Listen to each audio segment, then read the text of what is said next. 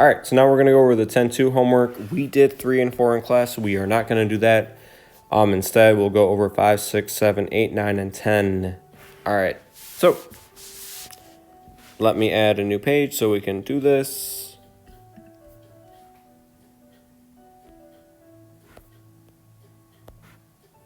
All right, so we're getting started with number 5. Number 5 says, use the rational root theorem and synthetic division to find real zeros. So we have f of x is equal to 3x cubed minus 2x squared minus 7x minus 2. If we tried to factor this, right, we would look at this. Can't take anything out besides x squared. If we look at this, we can't take anything out. So we definitely can't factor this by hand. Can't use the quadratic formula. We could graph this, but then we might run into some issues, and that's what we're actually using the rational root theorem for. So the rational root theorem says, take your first term and your second term. That's all that matters for our x-intercepts, our zeros. And what we need to do, we need to take 3 and find all the factors of that, right? And then we find -2.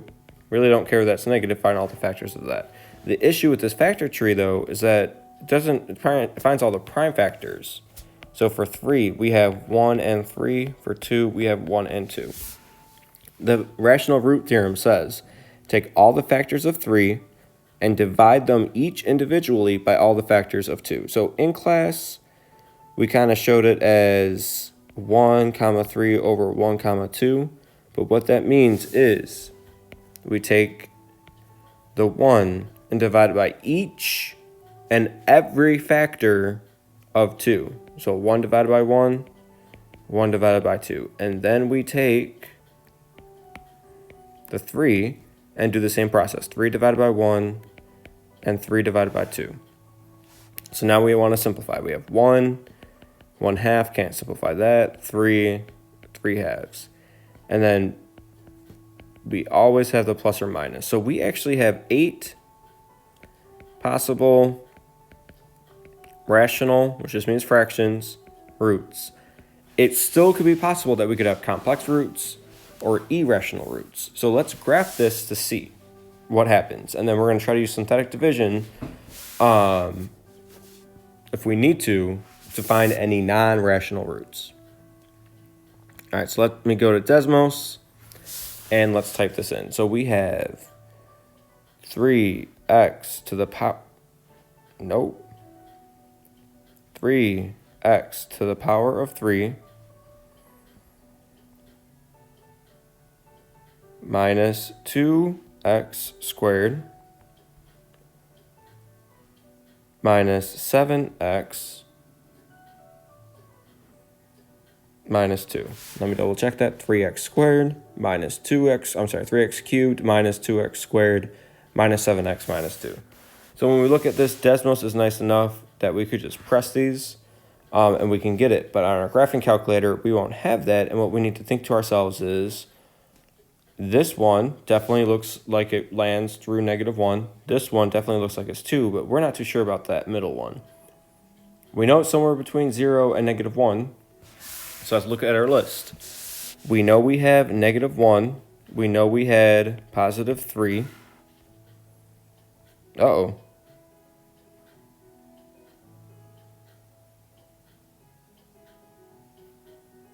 Sorry, I totally did this wrong. Right, we do all the factors of the last divided by the factors of the first. So, good thing we checked that in our graphing calculator, right? So we do 1 and 2 divided by 1 and 3. So we get 1 over 1, 1 over 3, 2 over 1, and 2 over 3.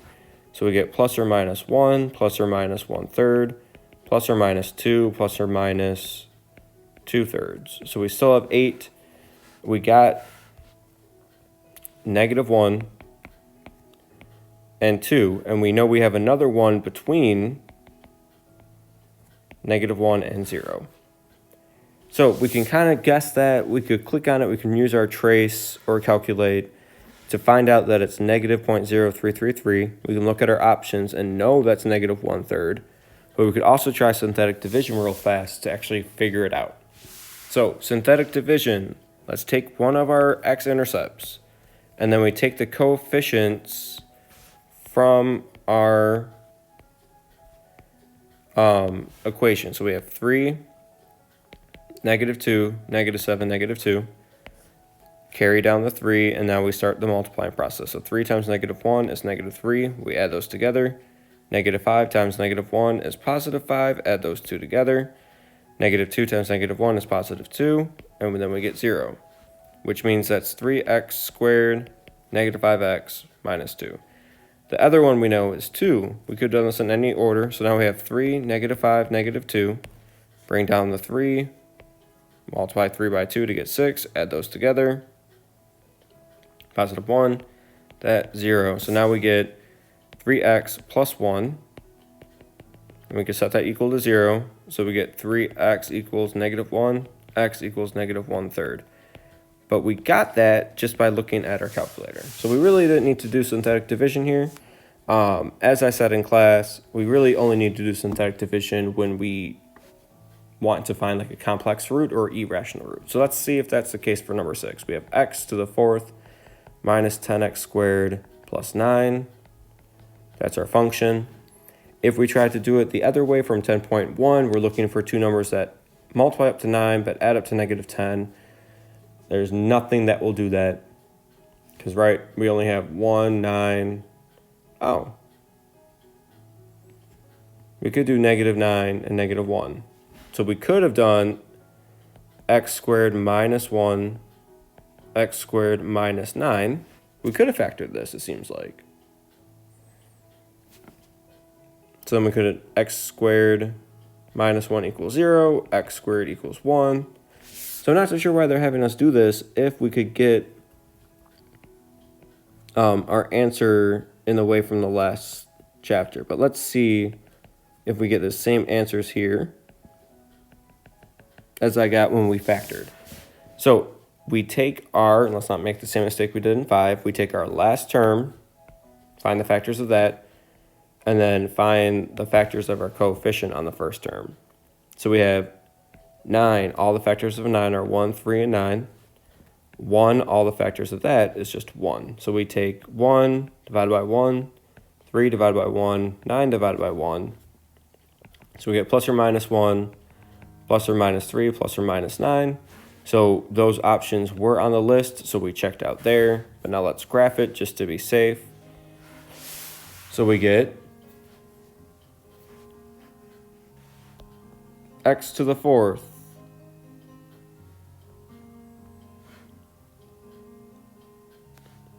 minus 10x squared plus 9. So we can check in our calculator and we get all those all those whole number roots, which whole numbers are rational. So that checks out. So I'm not too sure why they had us do that. We definitely don't need to use synthetic division here. So let's move on to our next problem. Number 7, we have a polynomial function. F of x equals 2x to the 4th minus 4x squared minus 4.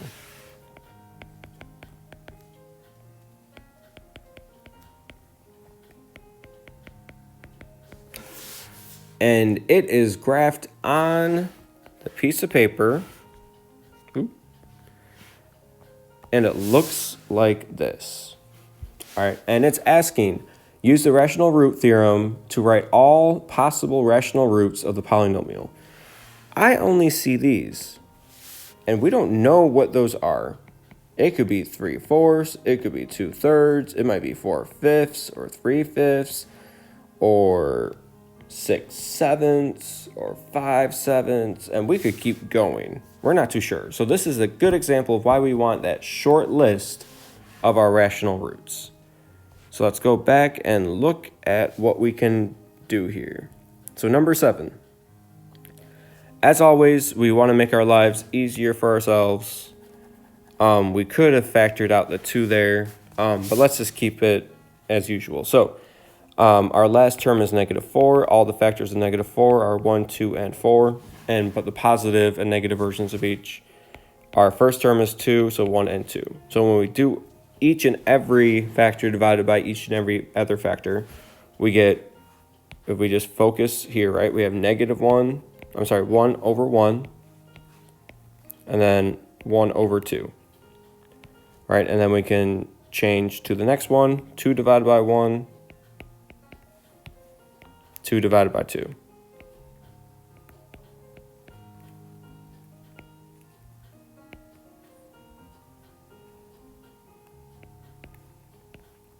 All right. 4 divided by 1, and then 4 divided by 2. And then let's simplify those fractions. 1 divided by 1 is 1, but plus or minus. 1/2, we can't simplify. 2 divided by 1 is 2. 2 divided by 2 is 1, but we already have it, so we really don't need to do that again. 4 divided by 1 is 4, and then 4 divided by 2 is 2. We have that, so we don't need to do it. So we have 8 possibilities here. Let's look back at that graph. So if we look at this, the only possibilities we have, right, we only had some fractions in there. None of those worked, right, because this is between 1 and 2. If we look back at that fraction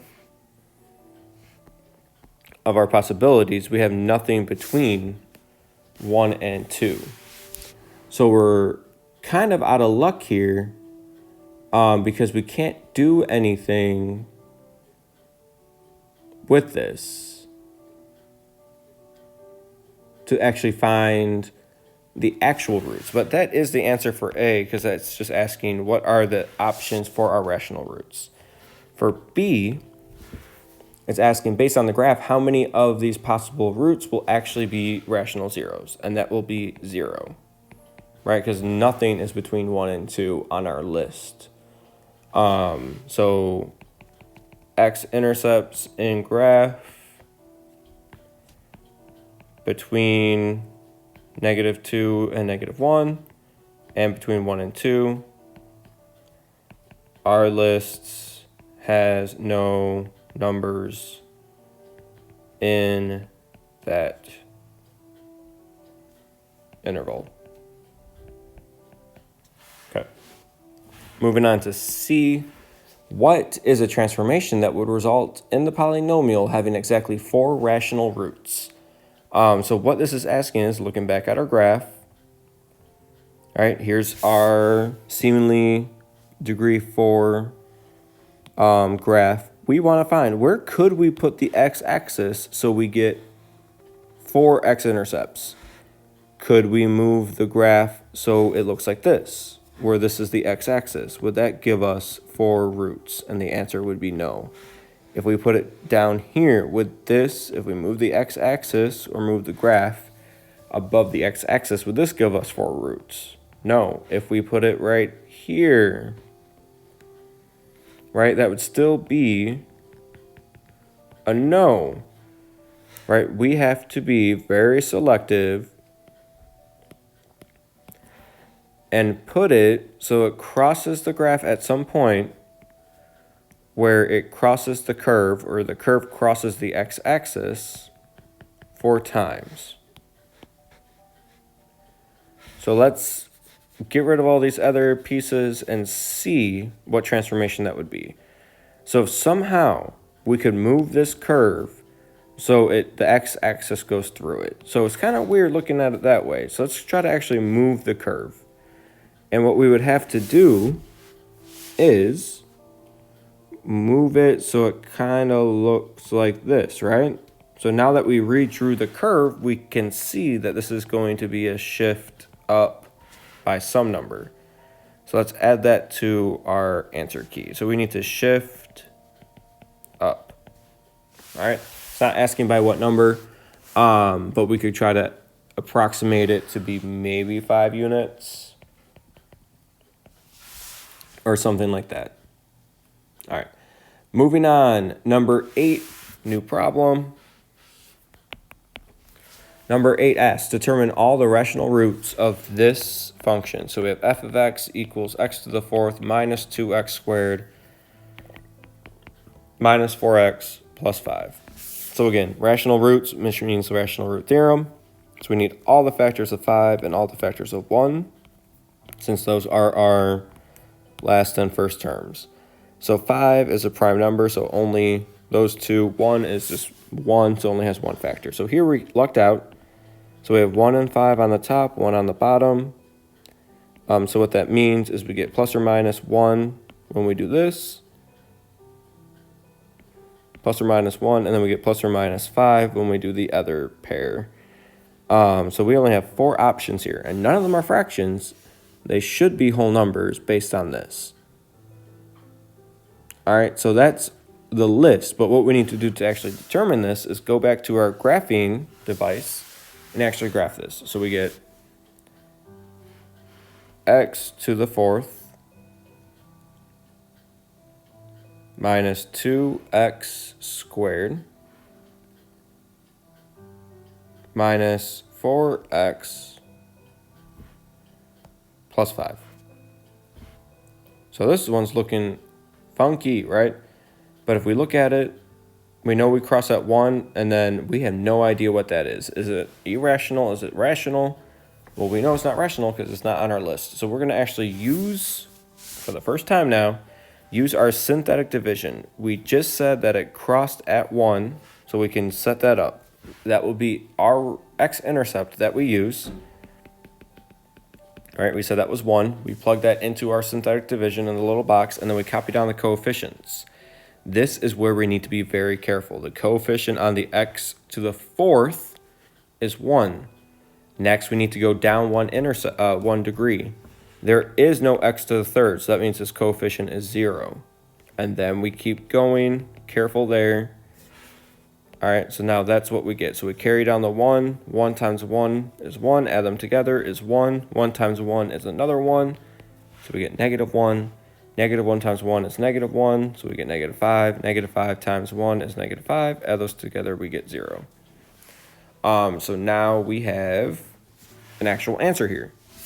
So that's negative 5 is the last term. So this is x squared, x cubed. So now we have this function. All right, so can we try to factor this? If we group them up, we get x squared, x plus 1, and then over here, that's all we could do. They don't match, so no, we can't. All right. And then we know, looking at that graph, we can't go any further because we have nothing else to divide this by. So we are actually just left there. We can't figure out anything else, so that's our one answer for number 8. So let's move on to number 9. We have 2 more problems to go. Number 9. Explain to another student how a graphing calculator can be used to confirm the results predicted by the remainder theorem. So the remainder theorem said, if we use synthetic division and get a 0 as a remainder, then the number we divided by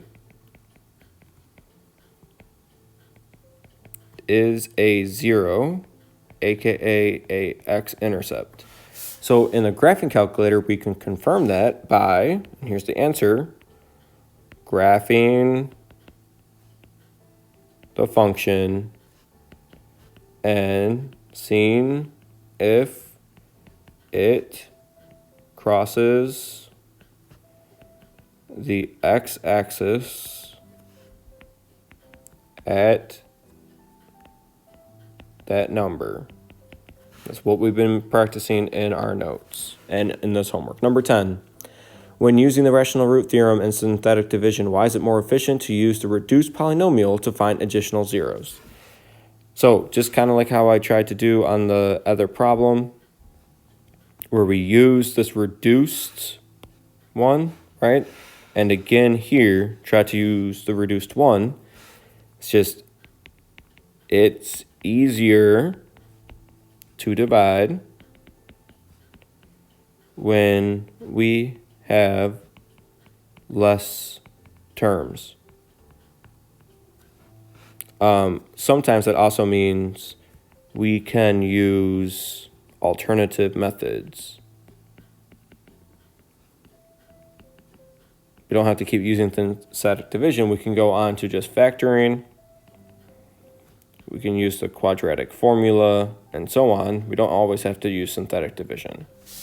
All right, so that was number 10. And that's it for the homework.